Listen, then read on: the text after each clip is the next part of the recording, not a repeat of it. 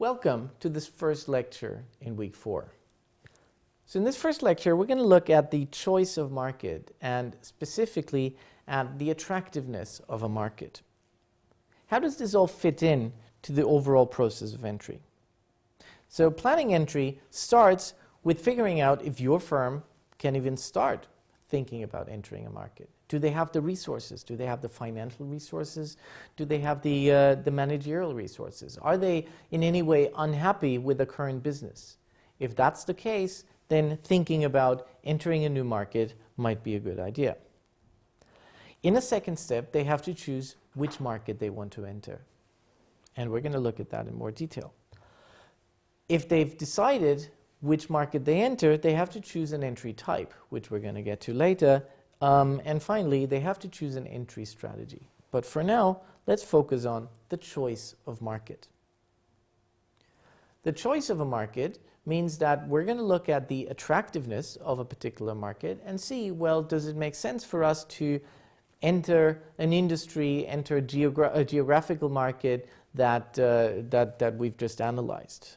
Secondly, when we do think of entering, are there any entry barriers that we have to think about and we have to take into consideration? But if we think about market attractiveness, the most commonly used tool is a framework called Porter's 5 Forces, named by Michael Porter, who's a professor at Harvard Business School. So Porter's 5 Forces basically describes a set of 5 different characteristics of a market that determine the attractiveness of this particular market or industry. And the first and probably the most important one is how intense competition within a single industry is. Right? So if you have harsh competition between lots of players, then that may mean that each of these players doesn't make a great deal of profits. And in that case, entering is not an attractive proposition for you yourself. Suppliers play a big role, and that may seem counterintuitive, but for now, suppliers exert bargaining power. So as someone who has to buy inputs day in, day out from a particular group of suppliers or from one particular supplier, you're going to be concerned about the fact that he may have bargaining power over you. Okay, so that's something that you need to worry about. The same with buyers. So if buyers hold large bargaining power, maybe because they buy up a large share of your output. So think of someone who sells mainly to governments or to large institutions. Then here, every single contract, every single sale is going to make a big impact on your annual profits. So therefore, a customer, a buyer who's very important to you, who represents a large share of your overall revenue, is going to mean that he holds bargaining power over you, which might depress your profits, might lower your profits in the long run. Potential new entrants. So this is an interesting one because on the one hand, a market becomes more attractive if it's hard for firms to come in. Okay, so this is not going to erode profit margins if other players cannot come in, so if the entry barriers are significant. On the other hand, if you put yourself in the shoes of a potential entrant, then high entry barriers are, of course, a disadvantage. That may be a problem in that case.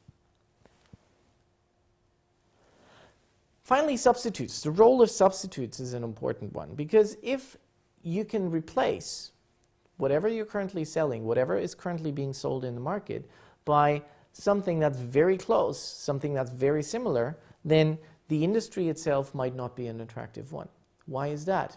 Well, if you try to raise prices, if you try to increase your profit margin, and most of your customers are going to go and buy a substitute, then you're unlikely to be making huge profits from that particular market. So the role of substitutes means that if there are close substitutes, that increases the price elasticity, the price sensitivity of consumers, which means that your consumers are going to start running away the moment you start trying to increase your profits. So all in all, we've got these 5 forces: competition within the industry, suppliers, buyers, potential new entrants, and substitutes. Finally, while not part of the formal 5 forces, we also have to consider government regulation and taxation. So of course, if you're in a market that's highly regulated, then you might not be making the amount of profits that you would otherwise expect to make. So government regulation is going to be an important factor in some industries, right? Some industries are just highly regulated, which makes it more difficult to firms to act as they like, which makes it more difficult to choose strategies basically unrestricted by any other rules and guidances. So to sum up now, if we think about the process of entry and if we think about choosing a particular market, market attractiveness is determined by Porter's 5 forces plus the role of the government. So the Porter's 5 forces are competition within the industry, the role of suppliers, the role of buyers, the threat of entry, and finally the role of substitutes. Okay, so these 5 forces plus government are going to determine how attractive a market is going to be. So thanks very much, and I'll see you in the next lecture.